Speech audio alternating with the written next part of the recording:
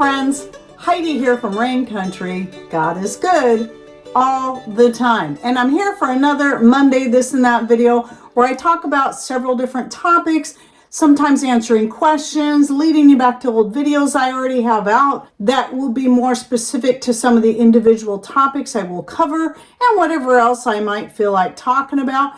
And I'm going to be starting off with 3 different personal care topics, the first one being dental care. So because of a recent video that came out on essential oils, my top 10, and some of the uses I have for them, people were asking me questions, especially new people that don't know already have these videos out about making tooth powder, deodorant powder, and more. So I just wanted to cover a little bit of each of these, but I'll be linking to some videos in regards to each of these topics. And I do have a couple of old videos on making your own homemade tooth powder, but there's so many ways you can go about it and how you mix it, what you add to it, it's all going to be up to you. But I'll link to the most recent one, which is still quite a few years old, down below. So that's what you'll see right here. This is a tooth powder, and this one actually does have peppermint oil mixed in with it. I also have a plain blend that has no essential oils added to it because I like to switch it up quite often. And so what we'll do is we'll fill a little 4-ounce jar that we each have for ourselves. So when I make it, I always make a quart at a time, and then when it's empty, I'll just make a new quart. So that's one of the things that I use, but I don't always use the powder. Sometimes, and I rarely use it by itself. What I most often do is I also have a separate little jar just for myself of coconut oil that is what I mix my essential oil into that I'm in the mood for at the time. So sometimes it's lemon, a lot of times it is peppermint. Most recently I'm using wintergreen. I just like to switch it up because it helps prevent boredom. And a lot of times I will brush only with the coconut oil with that little bit of essential oil added to it. And I do it kind of more of an oil pulling where I'm brushing and then I'm swishing and I'm brushing and I'm swishing, so that I'm actually brushing for like 15 minutes at a time quite often while I'm doing other things. But what I most often do using that same method is I'll put a little bit of the coconut oil mixture on my brush and then dip it into my other separate little container with my tooth powder in it. Now, again, when it comes to your tooth powder, some people are fine with using just baking soda, whereas we find it a little too hot, kind of burns if we use just baking soda. And so I use a mixture of baking soda and some kind of starch. I know some people say, oh, you shouldn't do that. It works great. It actually softens that up a little bit, makes it not quite so abrasive and not quite so burny. But I also add bentonite clay because it helps to remineralize the teeth. And I often will add some magnesium powder and calcium powder to also help remineralize the teeth. So if you'd like to learn more about how I make that powder, don't forget to check out that video in the description box down below. And to find all those links, also remember you need to click on either the word more or show more, depending on which platform you're watching this from, right down here somewhere below the video screen to open that description box and find all those links. So moving on from there, let's talk a bit about hair care. And I had somebody recently ask me what I use for a natural shampoo. Well, I don't even buy natural shampoo. It's usually really expensive anyway. So the number one thing I use to wash my hair with is homemade vinegar. It's incredibly cheap. In fact, it's pretty much free to make the vinegar, because when I'm making the vinegar for a hair wash, I'm usually using any kind of flower or herb that I already grow that is really good for hair care, such as rosemary, sage, marshmallow, dandelion flowers, pansies, nasturtiums, and so on. And so that is what I use to wash my hair with.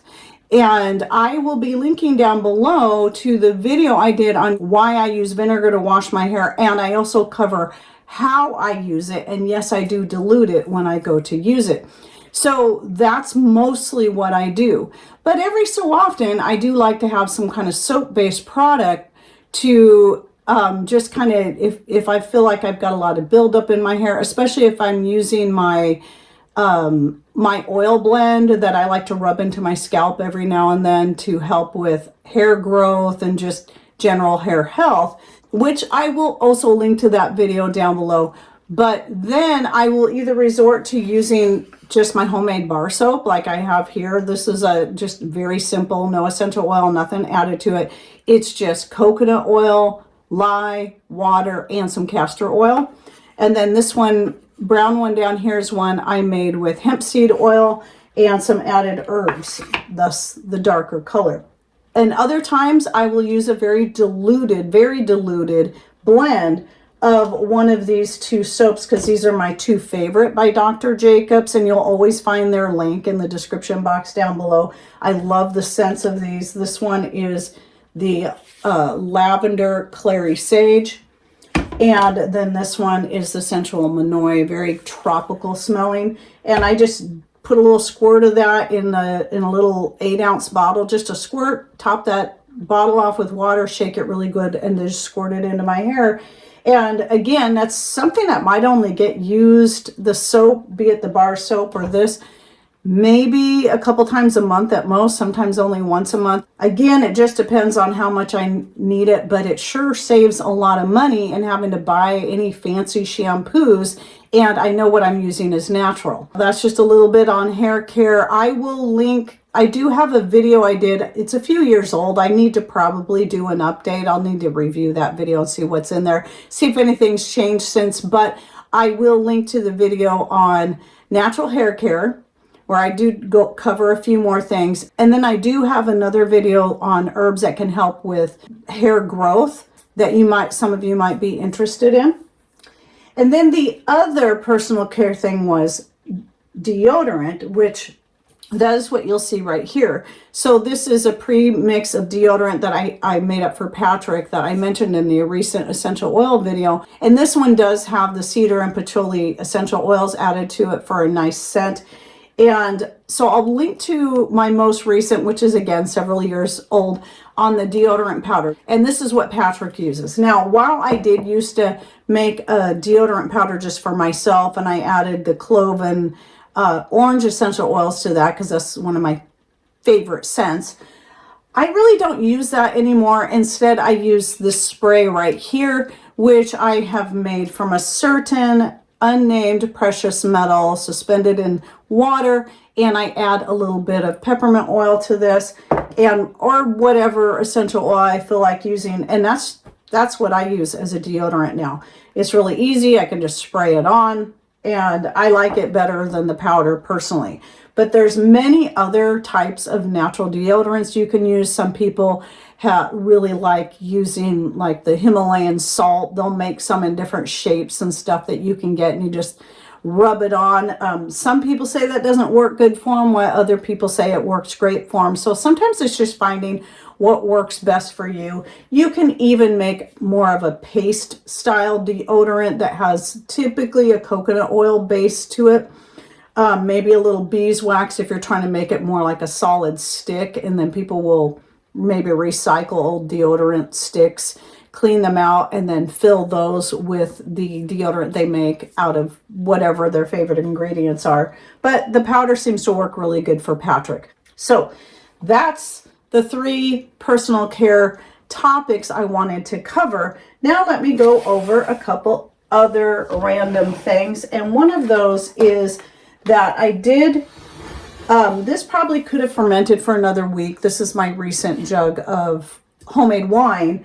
And yesterday I just racked it for the first time, and I'm going to try it. I'm going to let it sit for a few days and see if I can get more of this to settle down so it will clear it up a little bit. Yes, there are natural clarifiers, but to me it's too much of a hassle to even worry about. Sometimes you can rack it enough times that it will get clear, but it's not a big deal. It really is not, unless it's really important for you to have it look clear. A lot of people drink mead and they expect it to be cloudy. Well, mead is simply wine made with honey.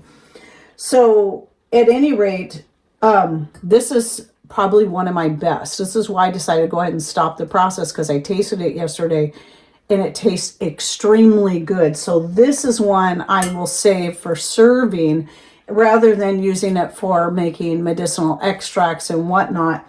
But this one was made with my homegrown grapes, my homegrown blueberries, and my homegrown currants. I find that any of the wines that I make with mostly my homegrown grapes as a base and then add some other fruits in, such as raspberries, or like in this case, the blueberries and currants, or blackberries, always seems to make the best tasting wine.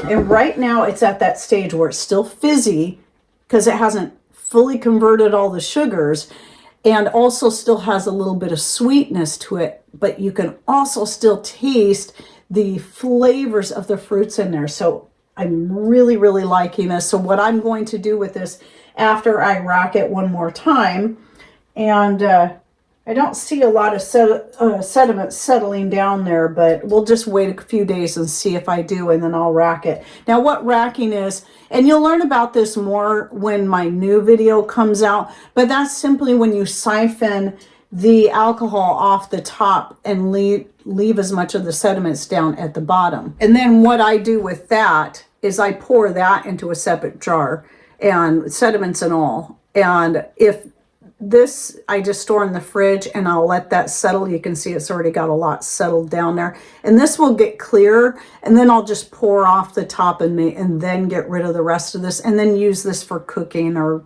whatever I feel like using it for, marinating and so on.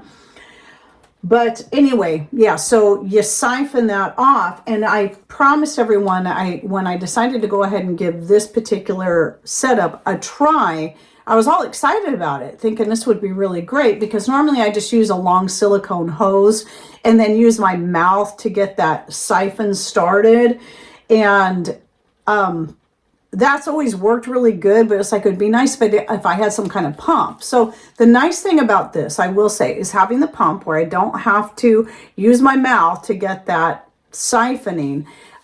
You can use this, so this will just pump it out. But I will say it did take quite a while to finally get that going, and I also noticed that once it got started, it still was like, it was really slow pulling that out of there, a lot slower. And I think it's because this hose is probably a little bit thinner, a little more narrow than the one I typically use. But the other thing I was excited about was this has a little filter at the end of it. I'm like, oh, that's great. And it seemed like in the pictures, maybe I'm wrong, but I thought in the pictures it showed this down like in a 1 gallon jug like this. Well, it doesn't fit. I thought just by the looks of it, it was going to fit. But unfortunately, it is just a little bit too big.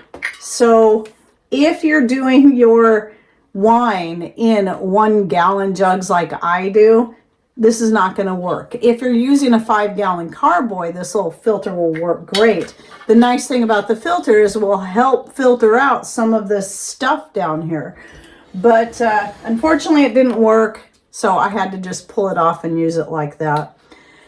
So I'm not giving this high ratings, though it is nice being able to pump it by hand, but I had to keep pumping it by hand to speed up the process. Otherwise, it was just taking so long to get it to fully drain out the jug, whereas my silicone hose works much faster. So that's my update that I promised on that.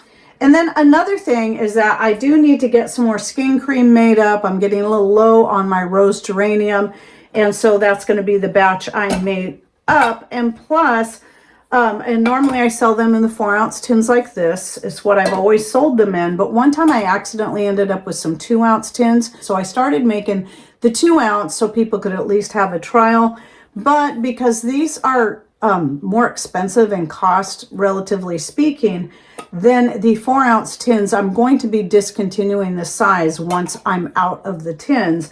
So I do have some available in each scent, but once they're gone, they're gone. So I just want people to know that. But if you're interested in learning more about what we have to sell, the skin cream being one of those, then just email me at raincountryhomestead@gmail.com, and I'll shoot you out the product list, which includes everything we're currently selling, such as the herb seeds that are currently available.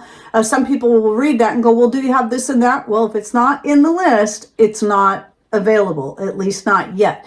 Like mullein, for instance, last year was the first year I got flowers and seed. I didn't collect any because I was giving my garden a sabbatical. But this next year I should have, as long as all my mullein comes back, I should be getting some seed that will not be available till at least fall or winter.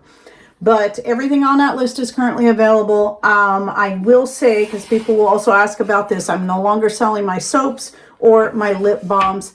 It's just I had to start cutting things a little bit at a time as life got busier with grandbabies and various other things and just trying to keep up on YouTube. And so that was one of the things I cut. So now I only have to make a big batch of soap, or I'll do a few batches in a day. And then I'm covered for a year to 18 months on soap, and that way I don't have to worry about trying to keep up on it for the store because it was getting a little too stressful. But yes, I don't sell on Etsy anymore. In fact, if you're interested in why I don't, I'll link to the video I did maybe 2 years ago down below in case you would like to learn more about that. So anyway, I hope you enjoyed my this and that for the week. And don't forget to check out the links that I'll be putting in the description box down below if you'd like to learn more about some of these different topics. And also don't forget to comment, like, share, subscribe, because that really does help our channel. And thanks for watching. Take care and God bless.